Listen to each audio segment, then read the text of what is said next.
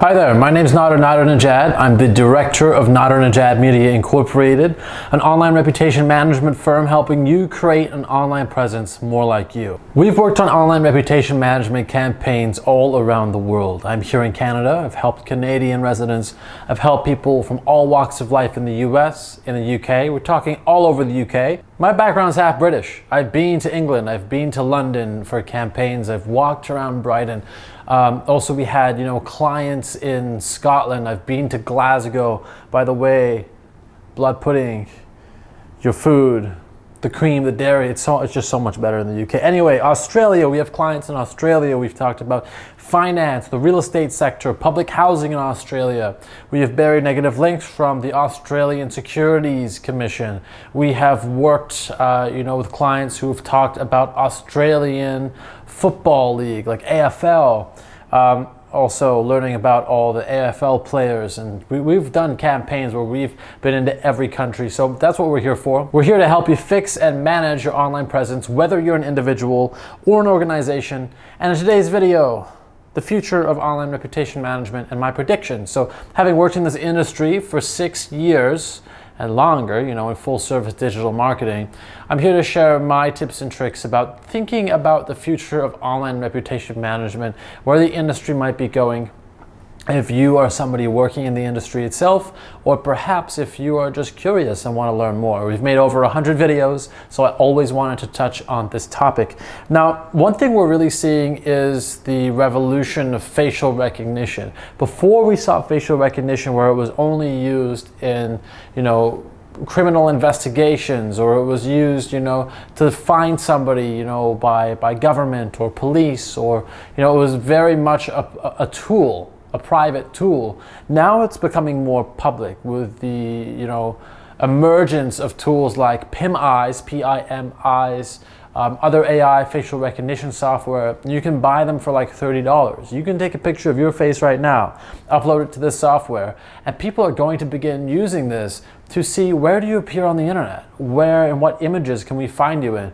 Because images, we always say, like, a photo is worth 1,000 words. When these information technology companies want to be competitive with one another, they are going to start using and employing facial recognition technology. I can promise it. So one avenue of online reputation management is not just helping you in the background check, but also, anybody looking you up with facial recognition. What can we get indexed in that facial recognition tool first? How can we fool it? And also, actively, how can we disguise our faces so that we can't appear in facial recognition? So these are a few different avenues I see it definitely going to go in.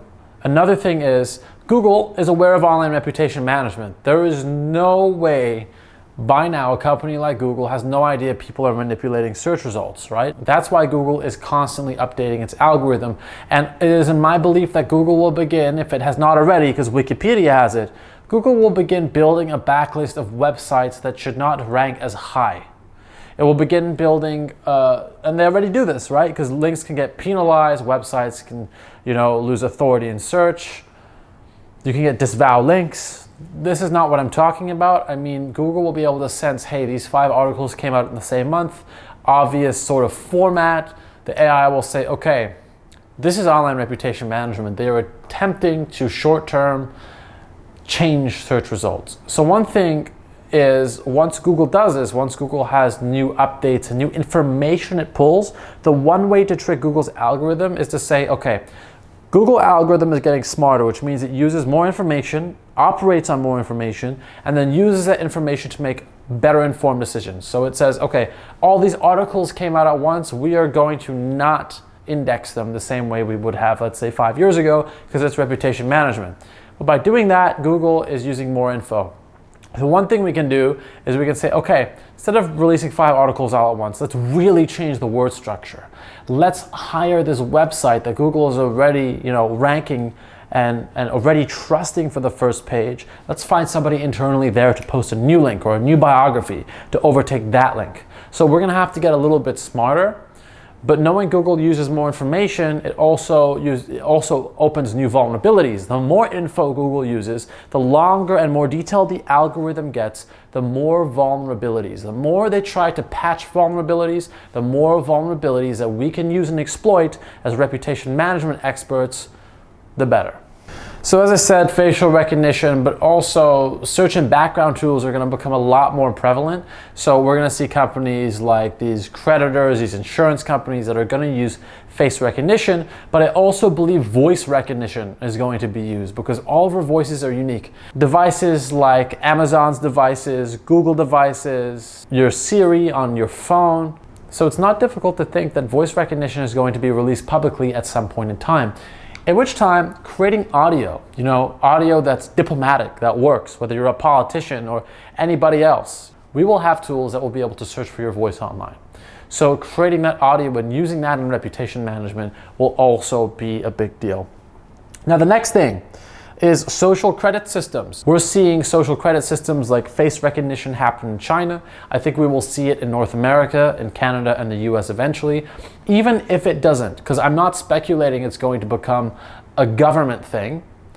But I do think once the technology in the next few years becomes more prevalent and more available, it will start being used privately as well for profit. And so if we can create social credit systems, either in the form of an insurance company or even a social network, because people love social networks where we can compare each other, our metrics, and who's better than the other person. And so people are going to use social networks and create social networks that work off credit systems. That is one of my predictions, and I'm also seeing it in other countries as well right now.